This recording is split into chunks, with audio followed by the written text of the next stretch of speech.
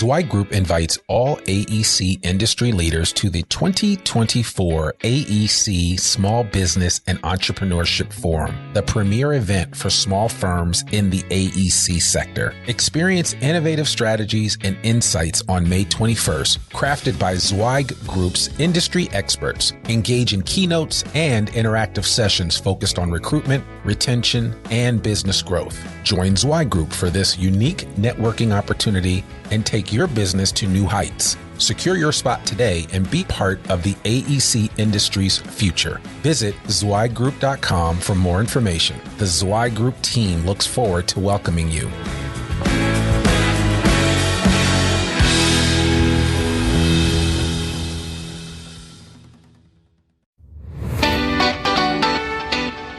Welcome to the Zweig Letter Podcast, putting architectural, engineering, planning, and environmental consulting advice and guidance in your ear. Zweig Group's team of experts have spent more than 3 decades elevating the industry by helping AEP and environmental consulting firms thrive. And these podcasts deliver invaluable management, industry, client, marketing, and HR advice directly to you, free of charge.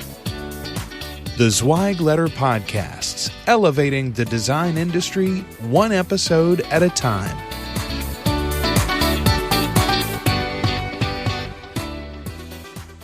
Okay, let's get started here. So my interest in putting this session together actually came out of our June executive roundtable we hosted in Dallas. And there was a great deal of interest around the Chief Strategy Officer position. The reason, and what we did is we actually created one of the roundtable topics around the CSO position, and that was because of several conversations I'd had with just a few CSOs over the past year where they were saying, hey, what kind of resource do you have for us? We don't really hardly know anybody, we don't know anybody in this industry that has this title. And so that really piqued my interest. So we created this roundtable topic in Dallas, and it ended up being one of the most attended tables during that session. So we're going to continue that. And my interest is actually creating a cohort of CSOs that we would meet next year, and kind of like what we do with our CEO roundtable. And we would go offsite and really study and talk about this position. And I say we're going to talk about the Chief Strategy Officer position and other emerging roles, but I would say it's almost just how a firm emerges and evolves in some of the C-suite positions. So here's what we're going to talk about today. First of all, an overview of just the organization and governance. I think it's important to really start there to set a context, because I in this business, sometimes our leadership teams evolve just around the strengths that we've got at the table, and we don't really think so much about what we need to develop to really be an actual chief operating officer or an actual chief marketing officer. So I wanted just to zoom out and talk about organizational and governance and how the board interacts with the C-suite and kind of how that chemistry is so very important. The C-suite evolution, I'm just going to run through some of the typical titles and job descriptions. We have a lot of clients that ask us, do you have a standard job description for a COO?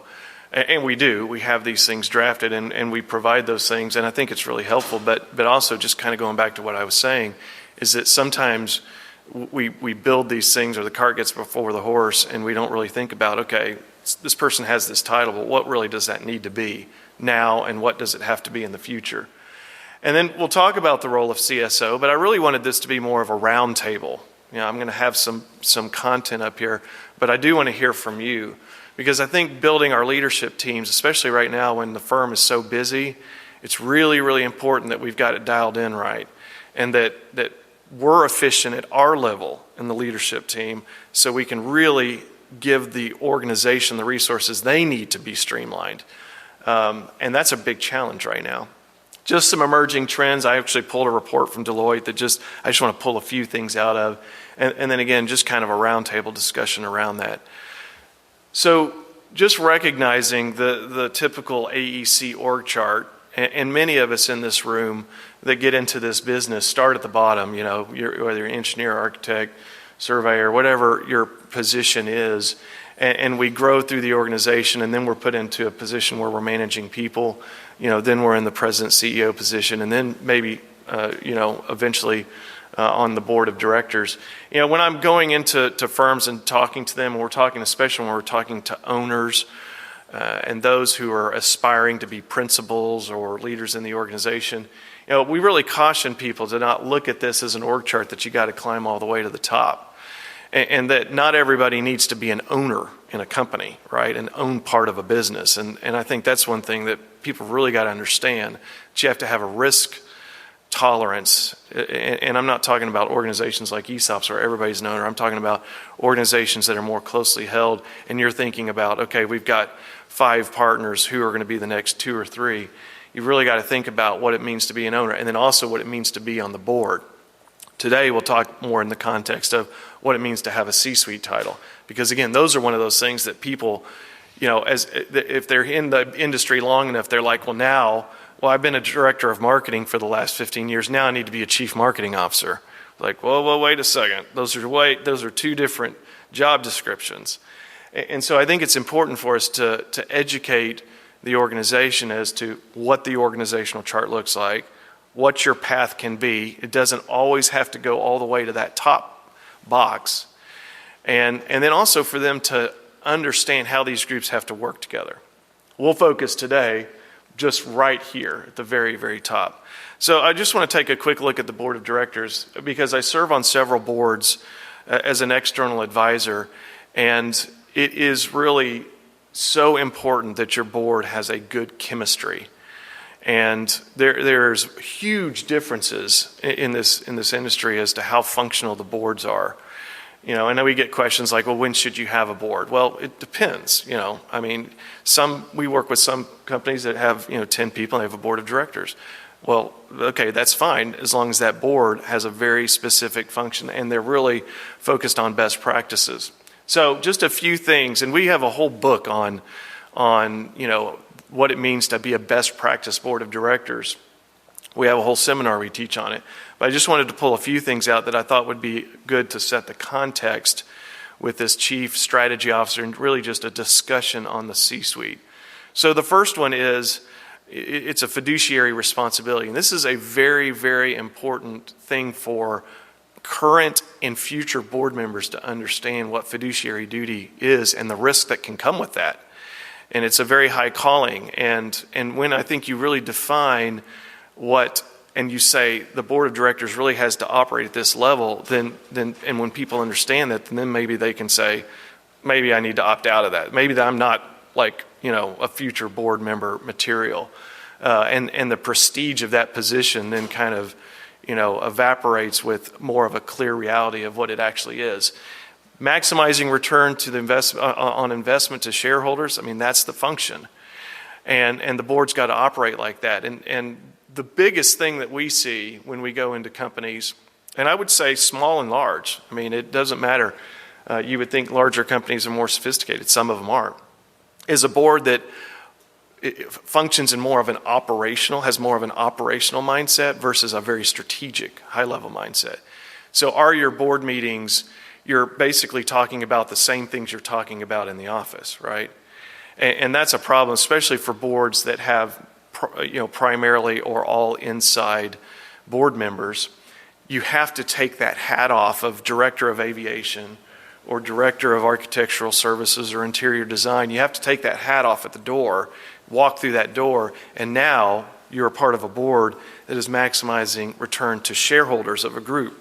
And you're not representing, the mistreated aviation team. It's really a bigger mindset. Selecting, appointing, and supporting and reviewing the performance of CEO. This is a very important bullet that I want to stress, especially in the context of this presentation when we're talking about the C-suite and what the C-suite and especially the CEO needs from a board, because it can be very lonely at the top. Can anybody relate to that? And so having a board that is there for you, because as you can see in the previous org chart, I'll just go back to it, that is the governing body. Everybody has a boss. The CEO's boss is the board of directors, and the board of directors' boss is the shareholders, right? And so everybody does have a boss. So I think it's really important that second bullet, we understand that a board that gets that they need to be a resource to the CEO, hold him or her accountable, help them, give them the resources, and be there for them is very important, and that you don't have a relationship that, is where there's conflict there, obviously. Governing the organization by establishing broad policies and objectives. And this is a big one, managing the strategic plan. And when I say managing the strategic plan, it's first of all saying, hey, as a board of directors, we understand we've got to have a strategic plan. Absolutely got to have a strategic plan. This group that we're representing, that the collective of them is whatever, ABC engineers or architects, they've got to have a plan. And then our role in managing that is just making sure that's happening. The CEO has the resources, because in most organizations, the CEO is the one executing, or at least making sure it's happening, right? So as the company grows, maybe the implementation and the execution of the strategic plan is delegated to somebody like a chief strategy officer, who we'll get to in just a moment. But just making sure the plan's working, and then also that the firm has adequate financial resources to fund the parts of the plan that need funding, and that when they're looking at the strategic plan, they're saying, hey, is this in the best interest of the owners? I mean, the strategic plan was developed. Maybe the board has some input into that. It doesn't mean that the board is the one that develops the strategic plan. In some companies that we work with, the board happens to be the ones that are in the room when we get to the final phase of the strategic plan. But it's still very, very important that their role and then the C-suite role is understood as to who's doing what.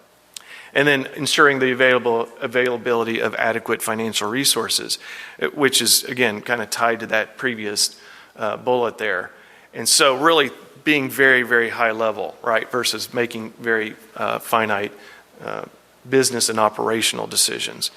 So let's go to the C-suite. And what I'm going to do is I'm just going to run through the job descriptions. These are the ones that we provide firms when they say, hey, do you have a standard job description for CEO, COO?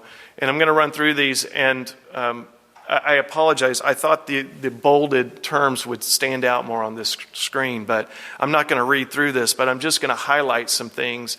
The role of the CEO as, the top position, obviously, in any organization, but creating and implementing, setting future strategy, directional leader, vision and providing overall direction, highest level of management, decision maker on strategy and other key policies, okay, and key final decisions. And I know we've got firms in here of a variety of sizes, and as the firm grows, the demands on the top role become more and more and more, right? And when if you're the founder of the firm, what are you doing? You're doing everything. You're selling to clients, you're designing projects, you're sending invoices. And as the firm grows, you build the business resources to help your role evolve. Ideally, you get to this point. But what's interesting from our most recent principals, partners, and owners survey, principals, which are essentially owners in the firm that are responding to this survey, say they spend 40% of their time on management issues. And I do air quotes very intentionally, because management issues are just a gigantic time suck, right? I mean, think about 40% of your week. Management issues? Okay, then there's others like project management that they can register time to, marketing and business development. But the other one that I want to highlight is only 11% of their time is spent on leadership and mentoring. That's a huge problem, because leadership, the things that would fall under leadership are a lot of those bulleted items up there. And so we're very busy right now, and our people are really, really busy. So does us, rolling up our sleeves and getting in and helping them, and like providing bandwidth there, if that's what you're doing, really help them? Or does making bigger decisions, bringing in technology, thinking about investments that can help them, is that a better use of your time, right? And so we recognize that our role as CEO, maybe one day we're acting like a CEO and the next day we're acting like a janitor. I mean, that happens. But I think, again, it's not that those things are bad and that rolling up your sleeves and helping a team, if you have the ability to do that, is bad. But at least being intentional about what you're trying to do and where you're going as you're thinking about how to build a C-suite. And I'm just going to pick on this one point, and I'm going to emphasize it later, and that is there's a lot of celebration in this industry about having a flat structure. It's like, we've got a flat structure. It's like, okay, well, what does that mean? It means you don't have a lot of people at the C-suite, or, what does that mean? Well, it may mean that you just don't have a very good business support function and leadership team that the organization actually needs. Now, having a flat structure is good if being nimble and you're able to still provide the leadership the company needs, but most firms outgrow that. Having a flat structure is a good thing. But you got to figure out, when have we outgrown that, or when are we going to outgrow that? So I created this little 3 things of, strategy, operations, and management is just kind of some of the words that were in that previous job description. And when the CEO is kind of the only C-suite position, and obviously for a lot of firms this would be smaller firms, CEO is doing all of those things. As we are working with firms and as they grow, typically the next position is the COO position. And so you kind of take that and you orient it where the CEO is able to push some of those more operational and tactical duties down to a COO. But there's a lot of confusion, I think, in the industry or misunderstanding about the CEO. They think it's a very specific job description. But in fact, as you can see by this next description here, and I'm just going to highlight this very top line here, the COO job tends to be defined in relation to the specific CEO, right? Especially when it's just 2 of them. And so he or she they've got to figure out how to work together well and how to support each other. A COO can then be kind of more of that tactical and operational. The CEO can stay strategic. Top manager, and I emphasize manager, not top leader, top manager, and understanding the differences between management and leadership. More tactical, that 3rd bullet right there. Analyze operations and evaluate performance. Maximize return on investments or to increase productivity. So the COO position can be a very powerful person to help. The COO can be a very powerful person to help the CEO as the firm grows, really making sure that the things are working and the dials are turned just right. So now the next evolution of that we tend to see is CFOs. Is anybody in here a CFO? No hands, right? Okay, I just don't want to offend anybody. So a lot of firms that start considering this, they start getting resumes and they're like, oh man, this person's a CPA. We could have a CPA on staff. That's not your ideal chief financial officer. Not that having a CPA is bad, but you do want somebody in this position to be strategic, okay? And you got to understand the differences between accounting and financial management and financial leadership. And so again, it's one of those things where if the cantankerous director of accounting has been around for 25 years, now we make him CFO, right? Because, keep that person happy. It's a problem. And that's why we really got to think about as we create these positions, what is the description? What's the expectations? And make sure that we hold people accountable to those things. So the CFO job description, and the ones that we provide are very detailed. These are just kind of the summary bullets that I wanted to pull out. But again, proposing strategic directions, how do we fund operations, maximize investments, increase efficiency from a strategic level. Okay, analyze operations and evaluate performance, maximize return on investments. So you're probably seeing a little bit of a theme here. Then now what we're seeing more in this industry is the CMO position. Now the CMO position, even though I'm not talking about it in the context of emerging, it kind of is an emerging role in this industry. I'm particularly passionate about this role because I held this role, and that I also worked with a lot of firms in my previous life, and I've worked with a lot of firms since then through Zwei Group, where I'm kind of blown away by some of the people that hold these titles. And then also when I've actually helped firms build their marketing teams and then help them find a leader in marketing, and I say, no, you can't give this person this title. And what did they do? They hire them and give them the title anyway. And so it's very important. And then the person lasts less than 6 months. So Chief Marketing Officer, that position was created by Coca-Cola back in the early 90s. So the position, it hasn't really been around that long. And so AEC now is like, this is cool, this is a good position, we believe in marketing because Zwei Group, they're the evangelist of marketing, and we're proudly self-professed evangelists of marketing, as you could tell from last night. It's a very important investment. But I will say this is just one of those things that I really want to punch. You've really got to make sure that if somebody has this title, there's clear expectations, there's strategic intention, and they have the ability to do well in this role. Because if they can't do well, then they go off and they've got this title on their resume, and it just sets them up for failure everywhere else, because there is kind of a love affair in a lot of firms with this title now. It's like Chief Marketing Officer. Wow, this is really going to give us an advantage. Okay? But just a few things I want to highlight out of this. Really they're responsible for creating the org structure. And I want to emphasize business development, client service, promotion, staff, technology, and resources. So the CMO has got to be able to navigate the C-suite. They've got to be able to have the respect of the other leaders, and they've got to have a seat at the table. This is where I see a real problem in a lot of firms, where if it's an over-glorified director of marketing, they don't get a seat at the table, right? And so then they've got this chief title, but yet they don't really get the respect of the other departments. They can't say, hey, we really need to spend this huge amount of money on this thing because it's going to transform the company or whatever it is. Especially if you're thinking about what do we do to really, transform the brand, turn us into a high growth company. How do we create a communications team that causes us to just skyrocket to the top of the best firms to work for list? All of those things cost a lot of money. They're very long-term plays, and that is something that a really good chief marketing officer could do for you. But I will tell you, there's very few people out there in this industry that really can do that. So you got to be really, really careful.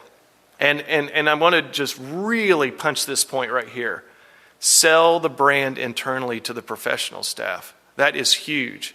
And I will tell you that, last night, for those of you who were in the awards gala, so many of the firms that are walking across that stage are, and I know this because I know the firms that weren't walking across the stage, and there's a lot of those firms are really doing a better job of selling the brand internally and really like designing their culture.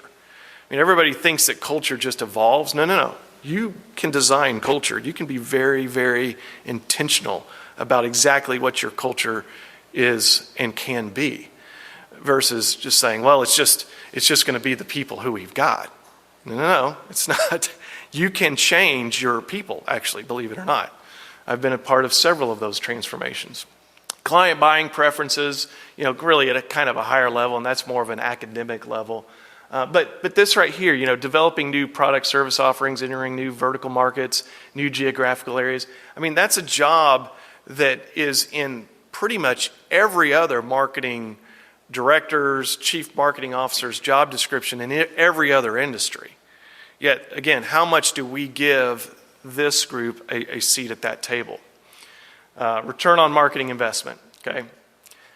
And then finally, the CAO. This is a position that some firms have. Again, manages numerous branches of the business, execution of the strategic plan, appointing department heads or managers. CAOs tend to be, you put them over all of the business units. So maybe you don't have a chief marketing officer or a chief financial officer. Maybe a CAO is over the directors of those different business functions.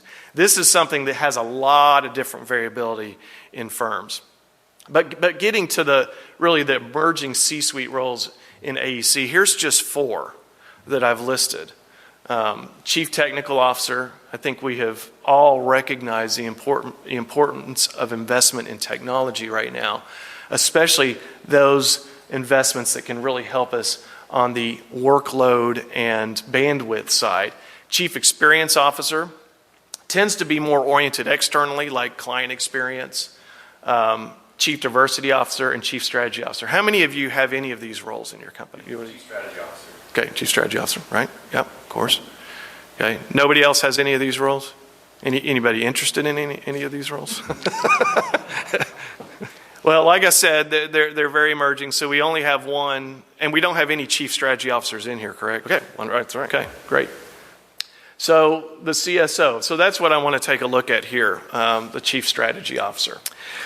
The role of the Chief Strategy Officer. So here's, again, just in line with what we've already been talking about, accelerating organizational performance and strategic planning and execution. I really want to just focus on that top bullet because, again, you might say, well, wait a second, why would I need a Chief Strategy Officer? If you're saying that my role as CEO is to always try to keep myself strategic, then would this be a duplication? Absolutely not. This is something where if your commitment to growth is significant enough, then this can be an incredibly powerful position because it allows a very significant and intentional focus on driving strategy implementation, which should be always linked to driving growth. I mean, every strategic plan should be growth-oriented. And I know there's some firms that like romanticize their size and they're like, oh, we don't ever want to grow too much because we'll lose our family culture. It's like, let me just tell you something.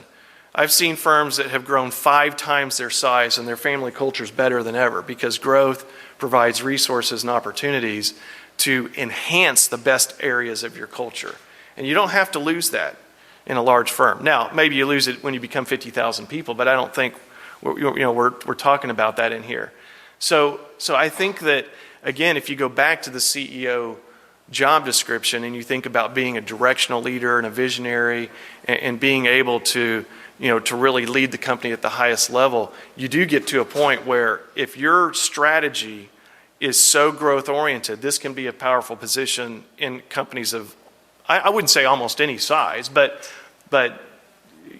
almost any size. I mean, if you're committed to it, because you have somebody laser focused on accelerating organizational performance, and they're just working through a different, through a different lens. Development of the strategic plan framework, making sure that the other groups in the company have their individual strategic plans and that those plans are in line with the overall plan.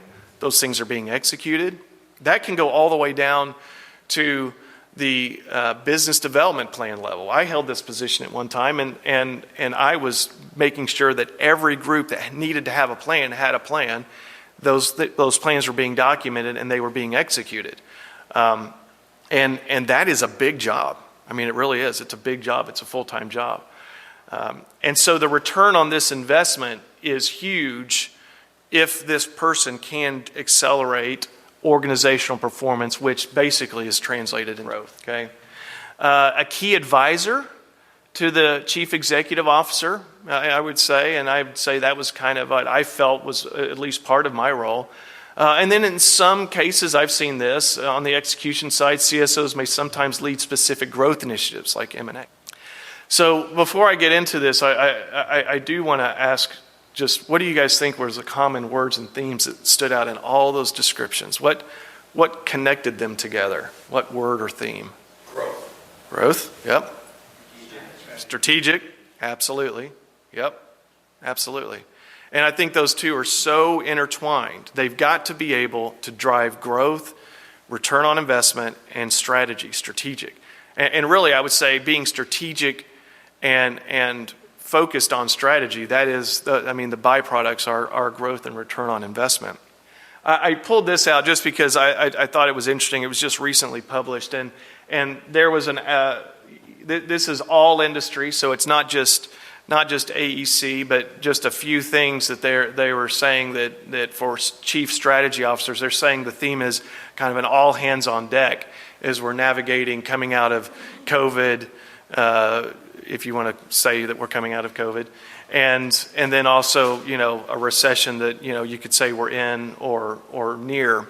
And really, there were 230 respondents to this, and it said, the dominant theme for CSOs is to helping the firms remain agile, and really, especially for that rapidly changing landscape around COVID, recession, really making sure that the strategy is very nimble, and there were three things they said: protect and nurture the core of the business, and incubate for the future, which is what can we be thinking about that we need to be building and incubating right now that may not be online for 2 or 3 years, and really becoming ambidextrous in both growth within and beyond that core. So what new markets are we going to go into? And so that lines up very much with that job description, just making sure that CSOs are doing what they're supposed to do, right? And that all of those things that are dominant right now is a part of that job description. The other part was just the convergence of technology and firm strategy, and there's just a lot of talk about this right now, right? Around what can technology investments do for us to help us with this, what does not seem like a solvable issue in AEC, and that is a workload projection that continues to grow, infrastructure needs that grow, and the universities are not graduating anymore necessarily of the people that we need to fill these positions. And I think I read recently that I think ACEC, and correct me if I'm wrong if any of you have heard this stat, but I think they said that just the program that is about to come online is going to create 80,000 engineering jobs just for the infrastructure improvements that are supposedly about to come online. And so how do we fill those jobs, especially with now when we're competing against Apple and Google and other employers that are looking for tech and really just anybody that's wired like an engineer. Doing well while doing good. This is a big one. We talked a lot about this at various times in this conference. It is really at the heart of Zwei Group's mission statement. We say we are here to drive purpose and performance for organizations. That purpose side is so critical right now. And I think you go back 10 years and CEOs would look at this as too fuzzy and just like, oh, purpose, we just need to do good work, right, and get rehired. But purpose is important, and it's really important to the current generation. And we even see in firms in this business that have a very strong and very obvious purpose that's bigger than themselves of just doing the work, like making the world a better place, flying across the world to support earthquake areas and making sure that they are structural engineers that go there, and that's their whole purpose.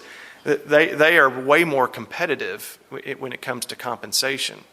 They don't have to pay their people as much because people want to work there. So they're not competing as much on the dollar. And so I do think that CSOs, it's an opportunity for them to make sure that they're driving, shaping that purpose.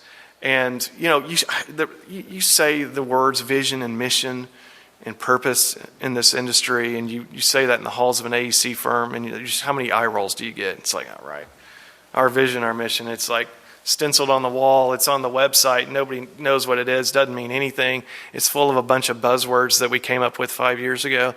But the reality is, and that's why a part of our strategic planning projects with every client, unless they are lazy, they have got that set, dialed in, and we're like, this is amazing.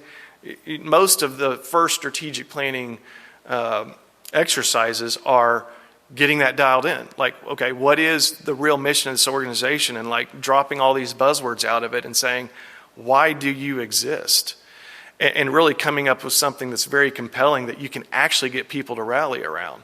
But I will tell you this because I'm now an engineer wired with kind of a marketing slant. I can tell you, I go to a lot of the websites of firms in this industry, and everybody is saying the same thing, okay? All right. How many of your marketing teams are sending out proposals that say, we are pleased to submit our proposal? Does anybody want to raise their hand on that? We can have a confessional right here, okay? You don't have to ever do that again. But right, it's one of those things where what are the things that we just hold on to and we're like, well, why are we all saying the same thing? You got to figure that out. And so I think chief strategy officers are real because their focus is how can we really differentiate ourselves? How can we stay, what creates long-term value? They're focused on this stuff and they're saying, okay, purpose is important. So let's get to it, right? And then the last part of this study that I thought just might be interesting because it is hot off the press.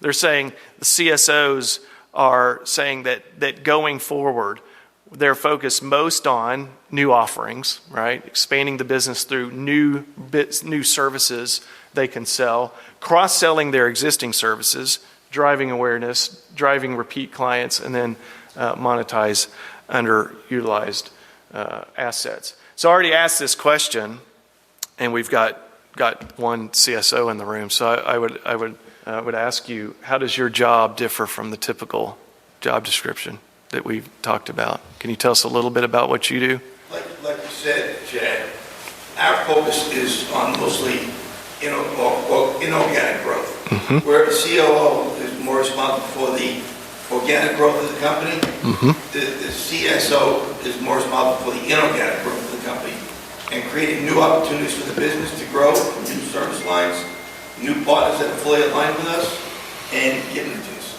So I find that the M&A function is a large part of the CSO's role.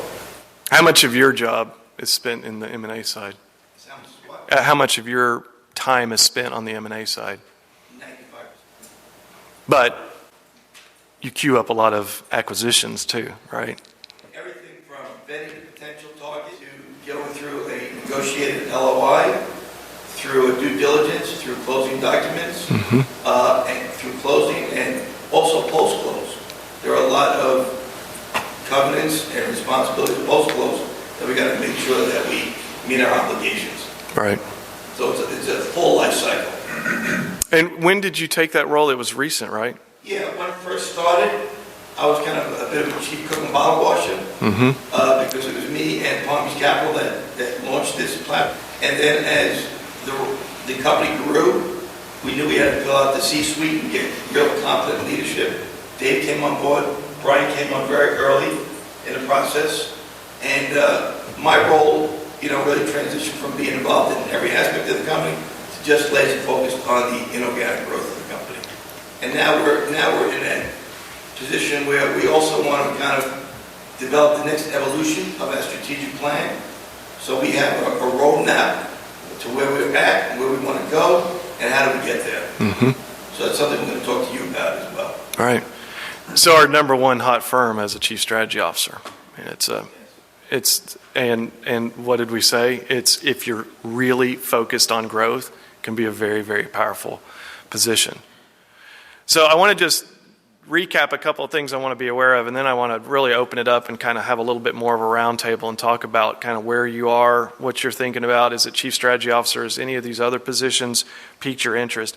But do not confer a chief officer title to anyone who's not strategic. Okay, so I've probably punched this enough, but I think it's so important because we work in a very nice industry. We want to take care of our people who've been with us for a long time. We want them to feel good. We want them to feel like they have a path. But I also think we can't set somebody up for failure. And when you put somebody in a position that they're not equipped for, even just by title, it really ties your hands for the future. And again, we do this, and we don't go to school to learn about what these roles should actually do, and sometimes we have to find what is a template chief marketing officer title, and how is this person really set up for this? And to add to that, providing a director of title to these critical business areas, it provides you future opportunities or options while acknowledging leadership. And I think you can get creative if you need to with somebody who's doing a really good job in your firm. They're growing, but they may not be at this level, a C-suite level. You find other ways to reward them through title or through other things. But I think, again, it's one of those things where if we're growing, we got to recognize that even though this person may almost be here today, if we don't think they've got the ability to get where they need to be tomorrow, we've really tied our hands if we go ahead and give them that title. And then you have to ask them to go find another job, and that's really hard.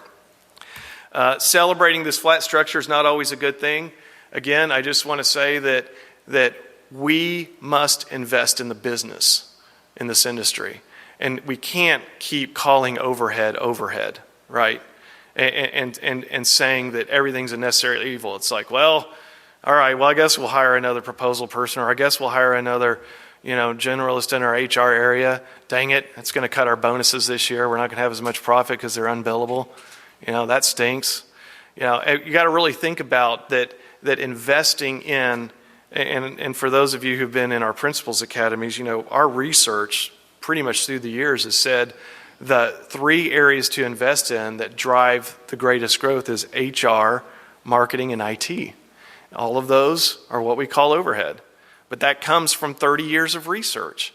And that is the faster growing firms are investing in the business. And you saw that yesterday in my opening talk about best firms to work for. They're more profitable, they're growing faster. They had all of those stats were better than average performing firms, but a lot of them are spending more. They're spending more on marketing. They're spending more on all of those employee programs that cost money that sometimes it's hard to tie that directly to, okay, well, if we spend $60,000 on this, what is the return on that investment? It's not as clear as, well, we know if we tell everybody just to stay billable, we know the return on that investment, right? And so you really have to think about how can you be a visionary on running your business and really set yourself apart, especially nowadays. We were talking out there yesterday. It's like, what is it that is the thing that just really sets you apart? The one thing that you do better, that peak part of your organization. And so I think it's really important. A flat structure is fine if that's the needs of your company are able to be fulfilled by that. I would say if you're saying we have a flat structure in the context of we're very nimble, we can make decisions fast, fantastic. So I figured it'd be good to kind of go to more of a roundtable concept here, and I wanted to ask the audience. We only have one CSO in here. How many of you are interested in the CSO? I've seen some organizations, actually it's a way for a CEO to transition and like into their next role as maybe, a role where they can focus on growth, but put somebody else in the CEO position that is ready for it, and the organization's needing that, and we expand our C-suite. It's not that the CEO always has to hire a CSO. It may be like, hey, I want that job, and this is a way that we can transition and ensure a future for the company. So, that's what ISG's done, right? Yeah, and it's worked out very well, wouldn't you say? Yeah, that comes to mind with that question. We have chief strategy officer, but a responsibility so if different leaders within the organization could be C-suite where it's a peer, as well as they lead a function or business unit, that concept of coaching, where you're drawing the best out of other leaders within the firm is a role we need, as well as part of the description for our chief strategy officer. And if you wouldn't mind, talk a little bit about that transition. What was that like, and was it easy? Was it not easy? So that's context. Our current chief strategy officer, that was my mentor, another CEO.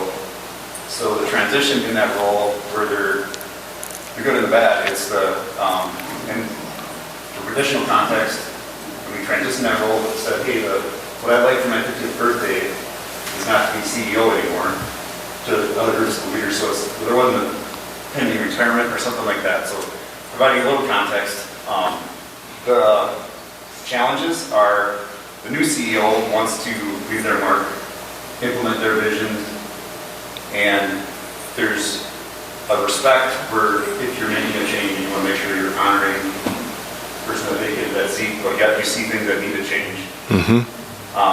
So leveraging the skills and talents of that person in that role, which creates there was an example earlier this week where somebody talked about I can't remember which session it was, where you had 2 people that were, I think it was Pete's, talk about the fantastic person in the organization, both vying for promotion and wanting to leave. So you find ways for both to thrive. So that was a challenge for me personally, the Chief Strategy Officer. However, the alignment we have and the way we debate and make better decisions is a fantastic benefit where we will debate things as a team, including other members of our leadership team. And felt like that was actually one of the changes we needed to make. Of if it was two of us prior to that transition that were primarily responsible for leading the firm, now we have a larger group where we probably engage more opinions and have an environment to debate that, find the truth, make a better quality decision, and go forward. Chad, as you mentioned, the CSO role is also a key advisor to the CEO. And it's got to be someone that's been in the industry a long time, that knows the industry inside and out. Not necessarily an operational person anymore, but it's got an intuitive sense of what's good, what's bad, what's ugly. Because all it takes is one or two bad acquisitions to bring a company down. So you need somebody that really understands the business, that can vet out the potential targets, and also advise the CEO on the direction and the proper deals to make. So it takes a person with an intuitive sense of the industry and a lot of experience. I'm really glad you said that, because one thing I want to say really just about the C-suite in general, because I've seen this in other firms. You know, they're looking for a chief marketing officer. They've decided they want to go to that level, and they consider outside of the industry candidates, because frankly we don't have a lot of candidates inside the industry. I think it's a huge risk. I'm not saying it doesn't work, but this industry, especially at that level, it is hard for somebody to come in outside of the industry and be successful. And again, not because that can be controversial, because some people, yes, could come in from outside the industry and they bring great new ideas that we don't have in AEC, but I do think it's important to understand the business, especially in the C-suite level, because this is a unique industry. Yeah. CEO, a lot of times in our advisory work, see org charts in which there is a CFO, but they report to an architectural principal, and then up to the managing partner, which is a little bit of a red flag. Like, again, how strategic and how much of an advisor is that person when they're buried in the org chart? Right. Yeah. Absolutely. Yeah. I just want to comment on whether when you outgrow those kind of things, but one of the things that I think is really important, I'm relatively new to the company, but I spent almost 20 years in an organization that grew from 300 million to 5 billion, and kind of went through all those transitions.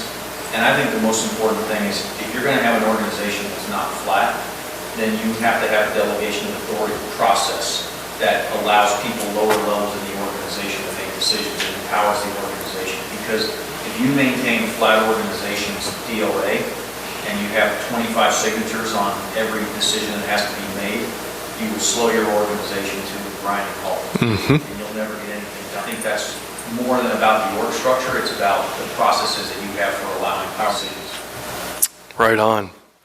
Excellent point. So who in here thinks, hey, I might want to be a chief strategy officer at some point, or I might need one in my company? Yeah. In our organization, we have also the COO, and I think as we have to separate that. Right. Where would you put technology? As far as what? See a CEO for IT, information, technology. Yeah, I listed, chief technical officer. I would say that's a high priority for a company, and I call that one of the emerging roles there. CIO is another one, chief information officer. What did Garver do with Matt? I think it was CIO. Yeah. Can you tell us a little bit about kind of what his role was and how that evolved and how that's changed things? Because I know it is definitely, at least as far as your level of investment in technology now is very, very high. So there's a lot of trust there.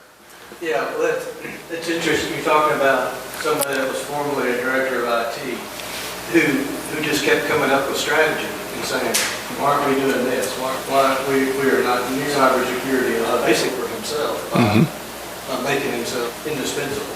Yeah. So does he now have a director of IT or has a whole team that works for him, right? He just got a team and brought nearly all of it in-house.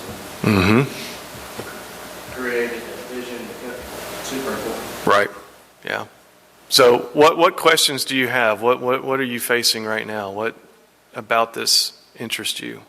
Yes, I have a Amy. question about Yes. Existing director of accounting and the need for a CFO and, experience bringing in the CFO, that person, and then also comments on a CFO. What are your thoughts on this? Well, I just think that, again, at that level, when you bring somebody in, having an understanding of the industry is so important. The CFO role's a little bit less, I'm a little bit less familiar with that, and I'd love to hear from somebody in here who's hired us. Has anybody in here hired a CFO from the outside? Okay, how did it? Everyone on my C-suite outside of the industry. Yeah, and how's it worked? I think it's amazing. Yeah. We have different ideas in the AEC industry. Awesome. Because we're in a box. Yeah. And so I've hired everyone. They've just kind of blown my mind of what we can do. That's great. So, my CMO, she took maybe a month to figure out the industry and changed us. Was that intentional? Yeah. To go all outside? Yes. And you feel like it's driven growth and it's got a good, Absolutely. that's fantastic. Yeah. It definitely can work. From our executive search statistics, I went all the way back. We were working with a firm and they were looking for a new CEO and considering somebody from the outside. And Mark Zweig said, well, we've done like 7 of these, and there was 7 from the outside, and only 1 actually worked. But the one that worked amazingly. Came in and just transformed an architectural firm, and it was because they were able to come in and learn it quick. They were just the right person for the job. So I definitely don't want you to be limited. But especially at some of these positions like CMO, like I said, there's not many of them in the industry. So, right, yeah. Yeah. Got a lot to say. Please. Yeah. That's what this is. It's a round table. One title you left off there, which is inconsistent with the overall theme of this conference, which is finding key to this industry. We have a chief HR officer as well, because we understand we've got to get compensation right, we've got to get recruitment right, we've got to get retention, numbers, strong. So we also have a chief HR officer, which was not on your list of roles, which is key in our industry, because our only and probably our most important asset is that people. I would also call that an emerging role and very rare, very hard to find. I think you guys called it Chief People Officer. Yeah. Yeah, a lot of when I was in my Chief Marketing Officer role was really a lot of that was that stuff about building the company to be able to recruit. It was a lot of that messaging and building of culture and communications. And I think if you can find somebody in HR that has that ability to be strategic and think that way, but it's hard. In this business, a lot of the HR people are very compliance oriented and they're wired a completely different way. So if you can find somebody that can really drive recruiting and retention strategy, CHRO or Chief People Officer or whatever, I absolutely do believe that's a very critical position, but even harder to find, honestly, I would say. I think organizations all we have, and I just would say Chief Marketing Officer has to understand the markets, right? A lot of times people think marketing, it is part of it, but knowing markets and growth rates, risk and margin, sites and social media relations, 2 very, very different things. I totally agree, but that really hits the point of how we train marketing people in this industry. We don't include them in that part of the business. They're cut out of it, and so they'll never develop that. Unless we let them in the room, because what you just said is like the core of a director of marketing's job description in every other industry. But in our industry, it's like, no, just stay up there in the ivory tower and churn proposals out that say, we are pleased to submit our proposal. Just if you can churn more of those out, just keep going. Just keep churning. That's your job, and that's a problem in this industry because we don't connect them to what's the strategy? Where should we be going? Right? Great comments. Other questions? Yeah. You don't think your firm is ready? Good question. CFO, for example, but you have a CFO level advisor that you call or have. Same with HR, marketing. Yeah, I'm just curious if you're good. Yeah, and it works well. Good experience. I have a fractional COO. How much do they work? 8 hours a week. 8 hours a week. Okay. He's a fractional marketing director changing into the CEO role, or the director role. It's been helped everyone separate me from the role, which Yeah. was a real challenge. And they kind of created a clear path for the new marketing director of marketing's growth strategy. Good. Awesome. Other questions? Yeah. Role kind of bridges internal sort of people officer to CMO a little bit and a little bit of M&A growth. And as we've grown, that's too much for one person. It's not a fractional role, it's actually roles within a person. Right. And so I'm processing how to split that. Yeah. And I guess my question is how do I do sort of something about the strengths of the individual and where the gaps are to fill? Right, and then just going over with him or her, like, okay, well, here are what these different roles are. I mean, you're wearing all these hats. Let's define the hats and what they are. Let's look at these job descriptions or some others and say, where's your interest? Where's your highest and best use? How can we get you there? And by the way, can you let go of these other two things, which may be the real challenge. Okay, well, we are right on time, and I really appreciate it. Thanks for tuning in to the Zweig Letter Podcast. We hope that you can be part of elevating the industry and that you can apply our advice and information to your daily professional life. For a free digital subscription to the Zweig Letter, please visit thezweigletter.com/subscribe to gain more wisdom and inspiration, in addition to information about leadership, finance, HR, and marketing your firm. Subscribe today.